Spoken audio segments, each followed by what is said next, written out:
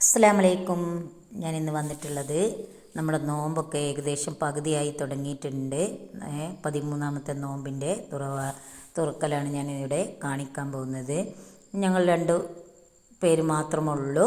അപ്പോൾ അതിന് വേണ്ട ചേരുവകളൊക്കെ ഉണ്ടാക്കിയ തുറവിക്കായിട്ടുണ്ടാക്കിയ വിഭവങ്ങളാണ് ഞാനിവിടെ കാണിക്കുന്നത്. ഒരു ജ്യൂസ് ഉണ്ട്, അതുപോലെ ഫ്രൂട്ട്സുകളുണ്ട്, സമൂസയുണ്ട്. കുറേ വിഭവങ്ങളൊന്നും ഉണ്ടാക്കിയിട്ടില്ല.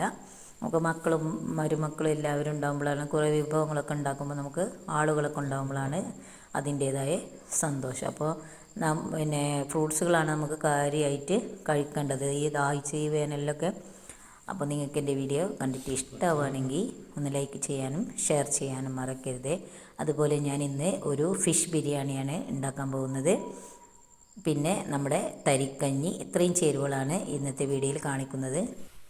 കുക്കറിലാണ് ഞാൻ ഫിഷ് ബിരിയാണി ദമ്മിടുന്നത് കേട്ടോ. അപ്പോൾ ഞാൻ കുറച്ച് അരി, ആകെ 1.5 ഗ്ലാസ് അരിയുള്ളൂ ഉണ്ടാക്കുന്നത്. അതുപോലെ ഒരു 1/2 കിലോ കഷ്ണം മീനാണ് കേട്ടോ. ഇത് വെച്ചിട്ട് ഇത് ഞാൻ മുളക് പൊടി, മഞ്ഞൾപ്പൊടി, ഉപ്പ് ഇട്ടുകൊണ്ട് ഒന്ന് ഫ്രൈ ചെയ്തെടുത്തതാണ് കേട്ടോ. നമുക്ക് ഫിഷ് ബിരിയാണി വെക്കുമ്പോൾ ഫ്രൈ ചെയ്തിട്ടേ വെക്കാൻ പറ്റുള്ളൂ, കാരണം മീനൊക്കെ ഉടഞ്ഞു പോവും. അപ്പോൾ അങ്ങനെ ഫ്രൈ ചെയ്തെടുത്തതാണ്, നേരത്തെ തന്നെ ഫ്രൈ ചെയ്തെടുത്ത് വെച്ചതാണ്. പിന്നെ ഞാൻ ഇതിലേക്ക് ഒരു 4-5 മീഡിയം സൈസ് വലിയ ഉള്ളി, ഒരു 3 മീഡിയം സൈസ് തക്കാളി എടുത്തിട്ടുണ്ട്.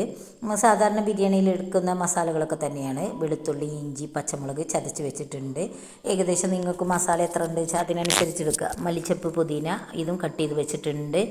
ഒക്കെ പാകത്തിന് എടുത്തിട്ടുള്ളൂ കേട്ടോ. ഫിഷിലൊക്കെ കൂടുതൽ മസാലകൾ ചേർത്തിയാൽ ഭയങ്കരമായിട്ട് കുത്തും. നമുക്ക് അതിന് പാകത്തെ രുചിയാണല്ലോ ഫിഷ് ആകുമ്പോൾ ഉണ്ടാവുക. പിന്നെ ഞാൻ ഇതിലേക്ക് ഏല, പട്ട, ഗ്രാമ്പു, സാജീരകം, തക്കോലം, ജാതിപത്രി ഇങ്ങനെയുള്ള എല്ലാ എല്ലാ മരുന്നുകളുണ്ടല്ലോ, ബിരിയാണി മരുന്ന് എല്ലാം കൂടെ ഒന്നിച്ചാണ് പൊടിച്ച് വെച്ചിട്ടുള്ളത്. അപ്പോൾ നൈസായി പൊടിച്ചിട്ടൊന്നുമില്ല, ഒരു പാകത്തിന് പൊടിച്ച് വെച്ചിട്ടുണ്ട്.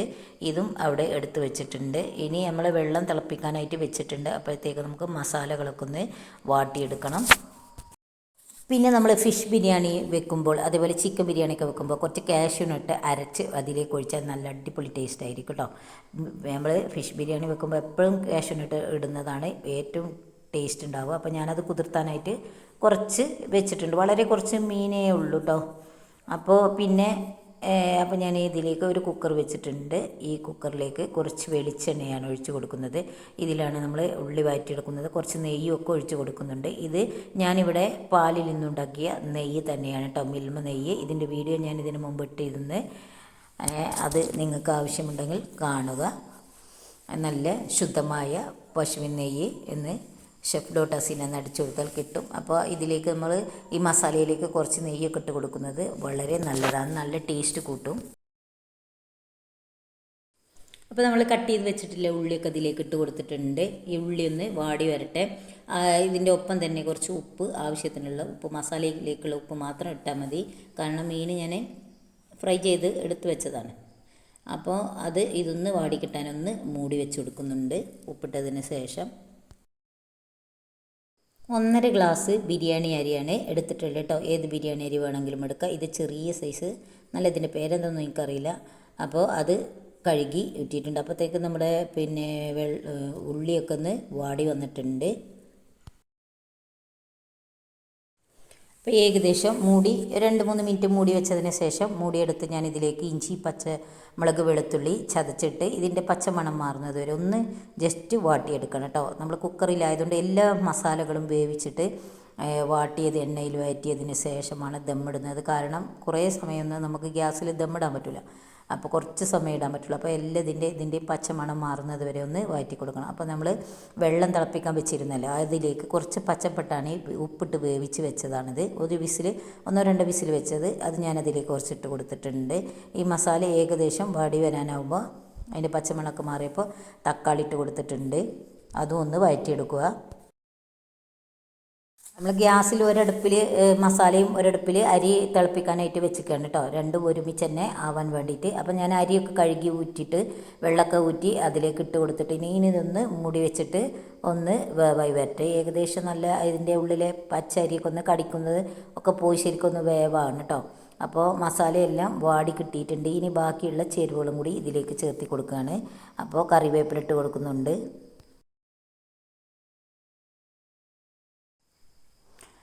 അപ്പോൾ ഇത് ഏകദേശം വാടി വന്നിട്ട് ഇനി നമുക്കിതിലേക്ക് മസാലകൾ ചേർത്തി കൊടുക്കാം. മസാലകൾ കുറേ മസാലകളൊന്നും വേണ്ട, നമ്മുടെ മീനിലുള്ള മസാലകളൊക്കെ നമ്മൾ മീനിൽ ചേർത്തി കൊടുത്തിട്ടുണ്ട്. ഇനി ബാക്കിയുള്ള ഈ മസാലകളൊക്കെയാണ്. കുരുമുളക് 1.25 ടീസ്പൂൺ ഇട്ട് കൊടുത്തിട്ടുണ്ട്. അതുപോലെ മഞ്ഞൾപ്പൊടി, ഈ മസാലയിലേക്കുള്ള മഞ്ഞൾപ്പൊടി പതുക്കെ 1 ടീസ്പൂണാണ് ഇട്ട് കൊടുത്തിട്ടുള്ളത്. പിന്നെ നമ്മൾ ഒരുപാട് മസാലയൊന്നും ബിരിയാണിയിൽ ഇടാതിരിക്കുകയാണ് ടേസ്റ്റ് കേട്ടോ. വലിയ ജീരകം 1/2 ടീസ്പൂൺ അളവിലിട്ട് കൊടുത്തിട്ടുണ്ട്. പിന്നെ മല്ലി 1 ടീസ്പൂൺ ഇട്ട് കൊടുക്കുന്നുണ്ട്. പിന്നെ മുളക് പൊടി ഇതിൽ ചേർത്തുന്നില്ല. മുളക് പൊടി നമ്മൾ ആ മീൻ ഫ്രൈ ചെയ്തപ്പോൾ ചേർത്തിയ ആ മുളക് പൊടി തന്നെ മതി, പിന്നെ ഇടൂല. പിന്നെ ഞാൻ ബിരിയാണി മരുന്ന് എല്ലാ മരുന്നുകളും കൂട്ടി പൊടിച്ച് വെച്ചിട്ടുണ്ടല്ലോ, ആ മരുന്നും കുറച്ച് ഏകദേശം നമ്മുടെ പാകം എത്ര വെച്ചാൽ അതിനനുസരിച്ചിട്ട് കൊടുക്കുക. നിങ്ങൾക്ക് ഇപ്പോൾ അരിയും മീനൊക്കെ എത്രയാണെന്ന് വെച്ചെങ്കിൽ അതിനനുസരിച്ചിട്ട് കൊടുക്കുക. പിന്നെ നമ്മൾ തൈരിട്ട് ഒഴിച്ച് കൊടുക്കുന്നുണ്ട്. അതുപോലെ ചെറുനാരങ്ങ, 1 മുറി ചെറുനാരങ്ങ അതിൻ്റെ കുരു കളഞ്ഞിട്ട് അതും ഇട്ട് കൊടുക്കുന്നുണ്ട്. ഇത് ഞാൻ കാഷ്യൂനിട്ട് അരച്ചെടുത്തതാണ് കേട്ടോ. പൊതിർത്തിട്ട് അതും കൂടി ഇതിലേക്ക് ഒഴിച്ച് കൊടുത്ത് നല്ല അടിപൊളി ടേസ്റ്റില്ല ഒരു ഫിഷ് ബിരിയാണിയാണ് കേട്ടോ. ഞാൻ ഫിഷ് മീൻ എന്നൊക്കെ പറയുന്നത് 2 രീതിയിലും എല്ലാവരും പറയാറുണ്ട്, അതുകൊണ്ട് പറഞ്ഞു പോകുന്നതാണ്. നമ്മളിവിടെ മീൻ തന്നെയാണ് പറയാറുള്ളത്. നിങ്ങൾക്ക് ചിലർക്ക് മീൻ എന്ന് പറയുമ്പോൾ ചിലപ്പോൾ മനസ്സിലാവില്ലെങ്കിലോ എന്ന് കരുതിയിട്ട് ഫിഷ് എന്ന് പറയുന്നതാണ് കേട്ടോ. ഒന്ന് തെറ്റിദ്ധരിക്കരുത്, 2 ഭാഷയിൽ സംസാരിക്കുന്നുണ്ട് എന്ന് എല്ലാവരും പറയും. അപ്പോൾ നമ്മൾ കാഷ്യൂനട്ടൊക്കെ അരച്ചെടുത്ത് ആ ഒരു മിക്സിയുടെ ജാറിലേക്ക് കുറച്ച് വെള്ളം കൂടി ഒഴിച്ച് ഒന്ന് ചുവറ്റി ഒഴിച്ച് കൊടുക്കുന്നുണ്ട്. ഏകദേശം എല്ലാം ഒന്ന് മിക്സ് ചെയ്ത ശേഷം നമ്മൾ ആ ഫ്രൈ ചെയ്തെടുത്ത ഈ ഫിഷ് ഉണ്ടല്ലോ, ഈ മീൻ, അത് ഇതിലേക്ക് ഇട്ട് കൊടുത്തിട്ട് നല്ലപോലെ കുത്തി ഉടക്കൊന്നും ചെയ്ത് മെല്ലെ ഇട്ട് ഇളക്കി കൊടുക്കണം. ആ മസാലയൊക്കെ ആ മീനിൻ്റെ മേലേക്ക് ആക്കി കൊടുക്കുക. നല്ല രുചികരമായ ഒരു മീൻ ബിരിയാണിയാണ് കേട്ടോ. അപ്പോൾ നമ്മുടെ ചോറെല്ലാം, അപ്പോൾ ഞാൻ ഈ അരി ഊറ്റി എടുക്കാൻ നേരത്ത് ക്യാരറ്റ് അരിഞ്ഞ് വെച്ചിരുന്നു, ഒരു വലിയ ക്യാരറ്റ്, അതും കൂടി അതിലിട്ടുകൊണ്ടാണ് ഊറ്റിയെടുത്തത്. ഇനി നമ്മൾ ദമ്മിടാൻ പോവുകയാണ്. ഇപ്പം നമ്മുടെ മസാലയും വേവായിട്ടുണ്ട്, ഈ ചോറും വേവായിട്ടുണ്ട്. ഇനി ഇതാ രണ്ടും കൂടി ഒരു 5 മിനിറ്റ് സിമ്മിലിട്ടാൽ മാത്രം മതി. നമുക്ക് ആദ്യം ഒന്ന് ഈ കുക്കർ ചൂടാവുന്നത് വരെ ഒന്ന് ഫുൾ ഫ്ലെയിമിലിട്ട് വെക്കുക, ഒരു 2 മിനിറ്റ്. പിന്നെ നമ്മൾ ഫുൾ ഫ്ലെയിമിലിട്ട് പിന്നെ നമ്മൾ സിമ്മിൽ ഒരു 5 മിനിറ്റും കൂടി ദമ്മിട്ട് കഴിഞ്ഞാൽ നമ്മുടെ ബിരിയാണി റെഡിയാകും. നല്ല അടിപൊളിയായ ബിരിയാണി നമുക്ക് കുക്കറിൽ വേവിച്ചെടുക്കാൻ പറ്റും. സാധാ ചിക്കൻ ബിരിയാണിയും ബീഫ് ബിരിയാണിയൊക്കെ ദമ്മിടുന്നത് പോലെ തന്നെ കുറച്ച് ചോറിട്ട് കൊടുക്കുക, കുറച്ച് നമ്മുടെ പൊടിച്ച് വെച്ച മരുന്നിട്ട് കൊടുക്കുക, മല്ലിച്ചപ്പ് പുതിന കുറച്ചിട്ട് കൊടുക്കുക, വീണ്ടും ചോറിട്ട് കൊടുക്കുക, വീണ്ടും മരുന്നിട്ട് കൊടുക്കുക. പിന്നെ ഞാൻ ഇതിലേക്ക് നല്ല മിൽമ നെയ്യാണ് ഒഴിച്ച് കൊടുക്കുന്നത് കേട്ടോ. 6 kg മിൽമ നെയ്യും കൂടിയാണ് ഇതിലേക്ക് ഒഴിച്ച് കൊടുക്കുന്നത്.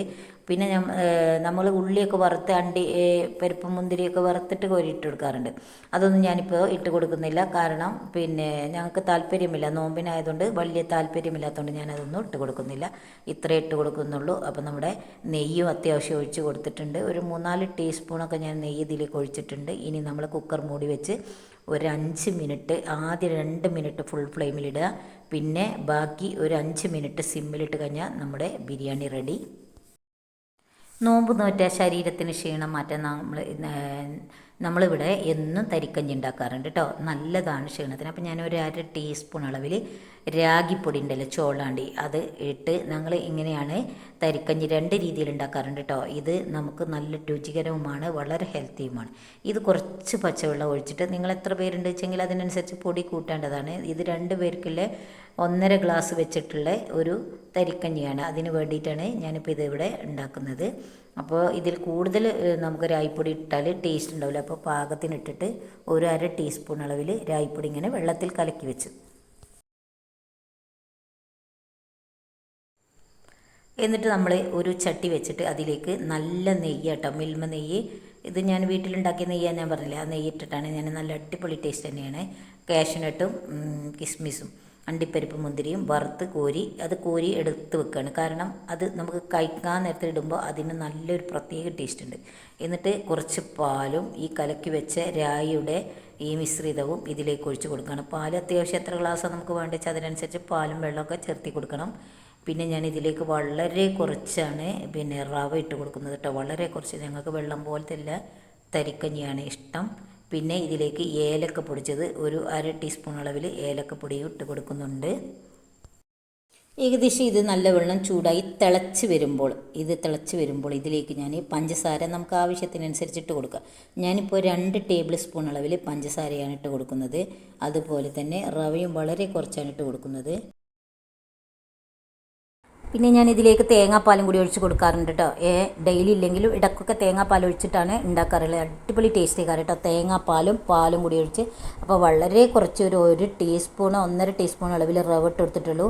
ഇങ്ങനെ വെള്ളം പോലെയുള്ള തരിക്കഞ്ഞിയാണ് ഞങ്ങൾക്ക് ഇഷ്ടം. അപ്പോൾ നമ്മുടെ തരിക്കഞ്ഞി റെഡിയായി. അപ്പോൾ ഞാൻ ഇനി നമ്മുടെ ചോറിൻ്റെ ബാങ്ക് കൊടുക്കാനൊക്കെ ആയി തുടങ്ങിയിട്ടുണ്ട്. ചോറ് ദമ്മൊക്കെ പൊട്ടിച്ചെടുക്കുകയാണ്.